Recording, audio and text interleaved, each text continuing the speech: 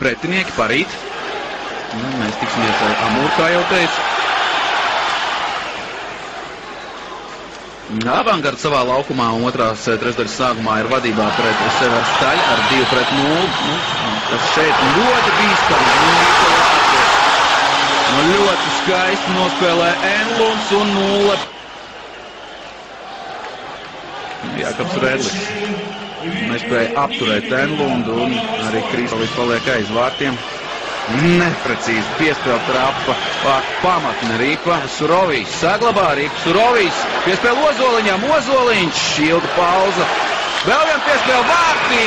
Sandu Ozoliņa piespēle un Ripa vārtos. Tomašs Surovijs panāk izlīdzinājumu skaitliskajā vārtā. Surovijs aiz muguras atrodas un neapturēja Ripu. Lūk, redzam, it kā Sašs pats arī varēja pieskarties Ripai, tā netika apturē.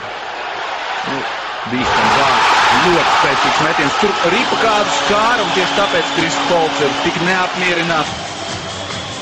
Šeit nevar saskatīt, vai Ripa tiešām kādu skāra. Iespējams uzbrucēja Nūjoliņš. Piespēles vārds priekš, vēl vien piespēle vārtī!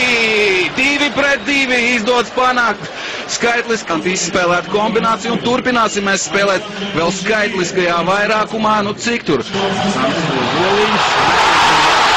Sastāvā mēs jau bijām, bet pie Ripas tiek Petrovs un rezultātā brīvam partnerim izspēlē Ripa Aleksejevs.